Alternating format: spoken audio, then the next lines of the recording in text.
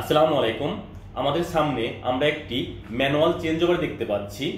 এই ভিডিওতে আমরা দেখব এই ম্যানুয়াল চেঞ্জ ওভারটি পিডিবির পাওয়ার, জেনারেটরের পাওয়ার এন্ড আমাদের বাসাবাড়ির পাওয়ারের সাথে কিভাবে সেফটি ফুলভাবে সেটিং করতে হয়। এই ভিডিওটি এমনভাবে তৈরি করা হয়েছে আপনি একবার দেখলেই ম্যানুয়াল চেঞ্জ ওভারটি কিভাবে সেটিং করতে হয় আপনি নিজেই সেটিং করতে পারবেন খুব সহজে। তাহলে আমি কথা না বাড়িয়ে মূল কাজে চলে যাচ্ছি। যাবার আগে একটি কথা, আমার ফেসবুক পেজ ও ইউটিউব চ্যানেল যারা এখনো ফলো করেননি, ফলো দিয়ে সাথেই থাকবেন আরো নতুন নতুন ইলেকট্রিক কাজের ভিডিও দেখার জন্য। এই হচ্ছে আমাদের একটা ম্যানুয়াল চেঞ্জ ওভার।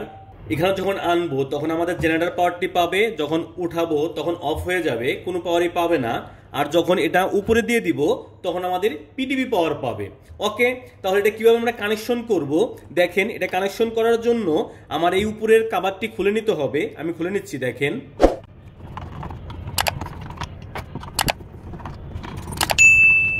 এটা ওপেন করলেই আমরা 9টা টার্মিনাল দেখতে পাবো। দেখেন, পিডিবির সাইডে আছে 3টি, জেনারেটরের সাইডে আছে 3টি, আর হচ্ছে মাঝখানে যে 3টে আছে সেটি হচ্ছে আমাদের load. 3 phase manual change over. এটা আমি 3 ফেজই কানেকশন করে আপনাদের দেখাচ্ছি। আপনারা কিন্তু 3 ফেজ যদি বুঝতে পারেন তাহলে কিন্তু 220 ভোল্টও এটাতে সেট আপ করতে পারবেন। 220 ভোল্ট থেকেও সহজেই বুঝতে পারবেন। ওকে, আমি 3 ফেজ দিয়ে দেখাচ্ছি। দেখেন আমি পিডিবির 3টা ফেজ নিয়েছি। আমি উপরের যে 3টা টার্মিনাল আছে সেখানে লাগিয়ে দিব। আমি লাগিয়ে দিচ্ছি। দেখেন,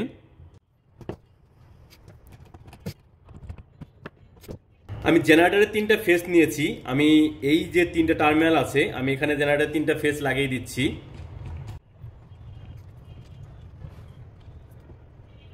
আর হচ্ছে আমি বাসাবাড়িতে যে 3টা ফেজ নিব, বাসাবাড়ি আমাদের লোডের জন্য আমি সেই 3টা ফেজ নিয়েছি। দেখেন এখানে কি করব, এই যে টার্মিনাল আছে মাঝখানের যে 3টা টার্মিনাল আছে, 1টা 2টা 3টা, এখানটা হচ্ছে আমরা বাসাবাড়ির লোড নিব। দেখেন আমি নিয়ে নিচ্ছি। ব্যাস, প্রথমটা আমি এখানে লাগিয়ে নিচ্ছি। দেখেন আমি দ্বিতীয়টা এই পয়েন্টে লাগিয়ে নিচ্ছি, আর তৃতীয়টা হচ্ছে আমি এই পয়েন্টে লাগিয়ে নিচ্ছি।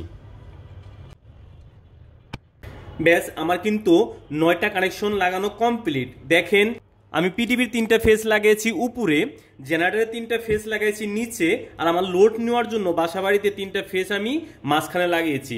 ওকে, আমার কিন্তু এটা কানেকশন কমপ্লিট। এখন আমাদের 220 জিনিস চালানোর জন্য আমাদের কিন্তু নিউট্রাল প্রয়োজন হবে, তাই আমি আলাদাভাবে নিউট্রাল নিয়েছি। নিউট্রালটা কিন্তু সরাসরি কানেকশন হবে। নিউট্রাল আমাদের চেঞ্জ ওভারে যাবে না, নিউট্রাল আমাদের সরাসরি কানেকশন হবে।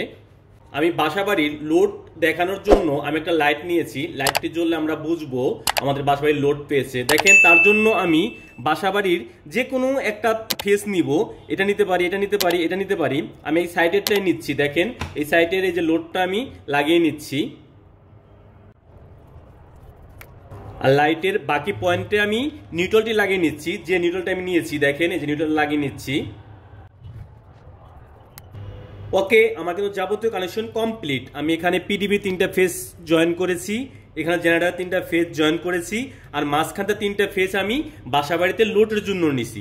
ওকে, তার একটি ফেজ থেকে আমি লাইটের লাইন দিয়েছি। লাইটটি জ্বললে আমরা বুঝবো আমাদের বাসাবাড়িতে পাওয়ার গেছে। ওকে, এটা কিন্তু আপনারা কাভার না লাগিয়ে কখনো ব্যবহার করবেন না, কারণ আমাদের ওপেন টার্মিনাল, এভাবে কাভারটি লাগিয়েই ব্যবহার করবেন।